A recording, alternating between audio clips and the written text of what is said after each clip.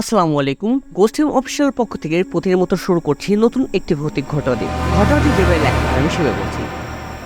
Sir, এই নিন চাবি। সুব্রত চাবির গোছাটি এগিয়ে দিল। চাবি নিয়ে রাজশেখর বললেন, তুমি ছাড়া এই বাড়িতে আর কে কে কাজ করে এবং দেখাশোনা করে? আমি আপাতত কেয়ারটেকারের ভূমিকা পালন করছি। চম্পা আর গোড় এই বাড়ির ঝেড়ে পুছে রাখে। যারা পিকনিকের জন্য আসে চম্পা তাদেরকে রান্না করে দেয়। তবে রাতে কেউ থাকে না, আমরাও কেউ থাকি না। সন্ধ্যার মধ্যে কাজ শেষ করে বাড়ি ফিরে যাই। আমাদের বাড়ি অবশ্য খুব দূরে নয়। এই বাড়ির বাউন্ডারির ঠিক বাইরেই কিছু ঘর আছে, সেখানে থাকি। আসলে বাড়ির যিনি প্রথম মালিক ছিলেন তিনি এই ব্যবস্থা করে রেখে গিয়েছিলেন। ঠিক আছে, সমস্যা নেই। তোমাদের ডাকলে যাতে পাওয়া যায় তার কোনো ব্যবস্থা আছে কি? হ্যাঁ স্যার, ব্যবস্থা আছে তো। যে ঘরে আপনারা শোবেন সেই ঘরে একটি দড়ি চলছে। সেটা টানলে আমাদের ঘরের ঘন্টা বেজে উঠবে। আমরা তখন বুঝতে পারবো আপনাদের প্রয়োজন, আপনারা ডাকছেন, তখন আমরা আসবো। তুমি তো দেখি সেই আমাদের আদিকালের গল্প শোনাচ্ছ। তোমাদের মোবাইল নেই যাতে ফোন করে তোমাদেরকে জানাতে পারবো? হ্যাঁ স্যার, আছে।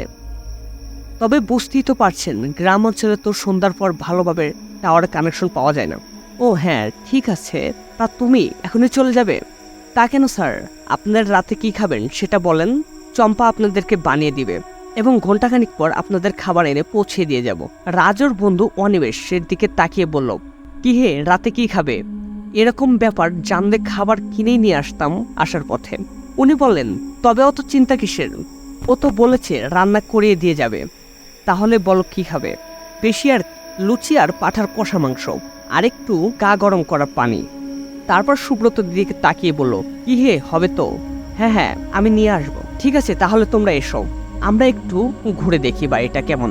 আর যে ঘরে শোবো তা কেমন সাজিয়ে গুছিয়ে রেখেছো তোমরা। সুব্রত চলে যাবার পর রাজার অনিমেষ নিচের ড্রয়িং রুম থেকে পায়ে পায়ে উঠে আসে দোতলায়। পুরোনো দিনের জমিদারের বাড়ি গঙ্গার পাড়ে। এককালে নাকি জমিদার এখানে থাকতো। তারপর কোনো এক পুরুষ শহরের দিকে বাড়ি করে ওখানে সপরিবারে চলে যায়। তারপর থেকে বাড়িটা পড়ে রয়েছে। কয়েক পুরুষ পর এক ছেলে যে বর্তমান বাড়ির মালিক বাড়িটা ভাড়া দিচ্ছে পিকনিক স্পটের জন্য।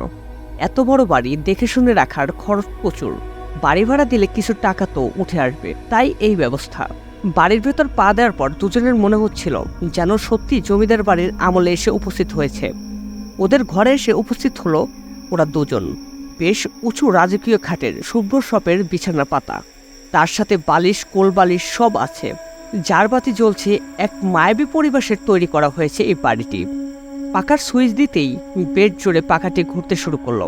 ওরা ঘরের লাগোয়া বাথরুমে এক এক করে ফ্রেশ হয়ে এলো। রাজ দোতলার লাগোয়া বারান্দার দিকে এগিয়ে গেলেন। তারপর হাত দিয়ে দরজার ছিটকিনি খুললেন, কিন্তু দরজা খুলল না। বেড চাপ দিতে হলো ওটাকে ঠেলে খুলতে। অবশ্য দরজা খুলে যেতেই এক ঝলক ঠান্ডা হাওয়া এলো ঘরে। ততক্ষণ বাথরুম থেকে ওয়ানিও বেরিয়ে এসেছে। বললেন, রাজ, তোমার জন্য একদিনের জন্য নিজেকে জমিদার বাড়ির সদস্য মনে হচ্ছে। রাজ হাসলেন, তবে বলো, তুমি তো এই বাড়িতে আসতে চাইছিলে না। তখন কি আর বুঝেছি এত সুখের কপাল নাচছে? হঠাৎ দরজাতে এসে উপস্থিত হলো সুব্রত। বলল, স্যার, আপনাদের খাবার নিয়ে এসেছি। নিচের ডাইনিংয়ে খাবার রাখা আছে। নাকি স্যার এখানে দিয়ে যাব? নিচেই চলো, বিছানায় বসে আর কি খাওয়া যায়, চলুন। বলে সুব্রতর চোখে পড়ল বারান্দার দিকে খোলা দরজার উপরে। বলল, এটা কে খুলল? রাজ উত্তর দিলেন, আমি। ঘরের গরম হাওয়াটা বেরিয়ে যাবে। সুব্রত আর কোনো কথা ও বিষয় না তুলে বলল, তাহলে আসন নিচে, আমি খাবার বেড়ে দিচ্ছি।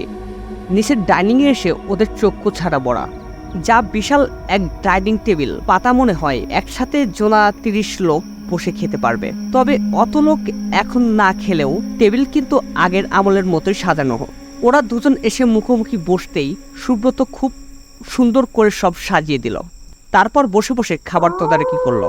খাওয়া শেষ করে উঠতেই বলল, আপনারা হাত ধুয়ে বসার ঘরে আসুন, আপনাদের পানি ঢেলে দিচ্ছি। সুব্রত পরিমাণ মতো সব মিলিয়ে গ্লাস এগিয়ে দিল। রাজ বললেন, অনেক ধন্যবাদ তোমাকে, অনেক করেছো আমাদের জন্য।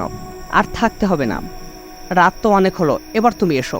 দরকার পড়লে তোমাকে পাবো তো? হ্যাঁ স্যার, পাবেন। আমি আসি তাহলে, শুভরাত্রি। সুব্রত চলে গেল। ওরা একটু করে পানিতে চুমুক দিচ্ছে আর গল্প করছে। হঠাৎ অনি বললেন, বুঝলে রাজ, সব ব্যবস্থা যখন করলে তখন জমিদারের নাচঘরের বাইজির ব্যবস্থা করতে আরো আনন্দ পেতাম। কোনদিন তো সামনে থেকে ওসব দেখার সুযোগ ঘটল না। এটা বেড়ে বলেছ, কিন্তু আগে বললে হয়তোবা এর ব্যবস্থা করা যেত। সুব্রতকে বললেই তো হতো। ও কি এত তাড়াতাড়ি এর ব্যবস্থা করে দিতে পারবে? মনে হয় না তো। আহা, ওই চম্পা না কে, ও তো আসতে পারতো আমাদের মনোরঞ্জন করতে। এই গল্পের মাঝেই হঠাৎ ঘরের আলো নেভে গেল। রাজ বলল, যা লোডশেডিং। সুব্রত তো আগে বলেনি যে আলো হঠাৎ করেই যেতে পারে, না হলে ওকে দিয়ে 2-3টে মোমবাতি কিনে নিয়ে আসতাম। ঠিক বলেছ। এরকম বাড়িতে আলো চলে গেলে কেমন যেন অনুভূতি মনে হয়। কি হে, তোমার ভয় করছে নাকি?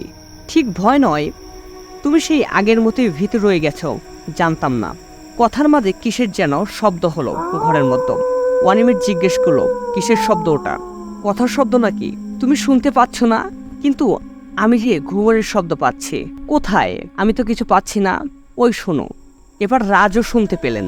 অন্ধকারের মধ্যে দুজনেই এদিক ওদিক তাকিয়ে বুঝতে চেষ্টা করলো শব্দের উৎস কোথা থেকে আসে। খানিক অন্ধকারের দিকে তাকিয়ে থাকতে থাকতে অন্ধকারের যখন চোখ ছুঁয়ে এলো, তখন দুজন দেখতে পেলেন এক সাদা পোশাক পরা মহিলা সিঁড়ি বেয়ে নিচে আসছে, আর ওরা নামার তালে তালে নুপুরের আওয়াজ উঠছে। দুজনে চমকে উঠলেন। সুব্রত বলছিল, এ বাড়িতে কেউ থাকে না, তাহলে এই মহিলা কোথা থেকে আসলো? মহিলাটি এগিয়ে এলে কাছে। রাজ ভয়ে পাত্তা না দিয়ে জিজ্ঞেস করল, কে আপনি? কিন্তু প্রশ্ন করতেই টের পেল ওর নিজের আওয়াজ। অত চেষ্টার পরেও কেঁপে উঠল। মহিলার হাসি শোনা গেল। সে কি, তোমরা তো নর্তকীর আহ্বান করলে, এখন চিনতে পারছো না? তোমাকে কে ডাকলো? আমরা তো ডাকিনি। ডেকেছে তো। তা কি নাচ দেখবে, কথক নাকি আধুনিক? তুমি যাও, তোমায় আমরা ডাকিনি। এখন ডাকনি, কিন্তু তখন তো ডেকেছিলে। আর আমি আমার শিশু সন্তানকে ছেড়ে আসতে চাইনি বলে জোর করে ধরে এনেছিলে। আর যাতে ভবিষ্যতে একই সন্তানের দোহাই না দিতে পারি, তাই ওকে মেরে দিলে। আমরা তোমাকে চিনি না। চেনো চেনো, তোমাদের রক্তে আছে নারীদের নিয়ে ফুর্তি করা, বদমাইশি করা, আর তোমাদের কথা মতো না চললে তাদের পৃথিবী থেকে হাফিস করে দেওয়া। সেই দূষিত রক্ত এখনো শরীরে বয়েই চলেছে। তাই তো এতদিন পরেও এই বাড়িতে এসে নর্তকীর কথা মনে পড়ল। সেবার ক্ষমতার অভাবে প্রতিশোধ নিতে পারিনি, এবার তো ছাড়া যায় না। বলেই দুটো হাত এগিয়ে গেল দুজনের গলা লক্ষ্য করে। এতটাই আকস্মিক আর এত তাড়াতাড়ি ঘটল সব, কিছুতেই ওরা পালানোর সুযোগ পেল না। সুব্রত সুব্রত করে আওয়াজ তুলতে চেষ্টা করছিল রাজ, কিন্তু গলার স্বর ফুটল না। ওদিকে আঙ্গুলের চাপ বেড়ে চলল গলার উপর। দু হাতে ধরেও ছাড়ানো গেল না। ওয়ানিয়ার রাজ দুজনেই কথা আটকে গেল। দুজনেই গো গো করতে লাগলো, কিন্তু গলার উপর চেপে বসা হাত দুটোর ছাড়তে পারল না। খানিক পর দুজনেই গড়িয়ে পড়ল মাটিতে। কিছুদিন পর পুলিশ এসে উদ্ধার করলো পচে গলে যাওয়া লাশ। অফিসার শুধু ভাবলেন, এরা এখানে কিভাবে আসলেন? এতক্ষণ শুনছিলেন আপনারা অশরীরী আত্মার একটি কাহিনী। ঘটনাটি যদি ভালো লাগে অবশ্যই লাইক, কমেন্ট, শেয়ার করবেন। ধন্যবাদ।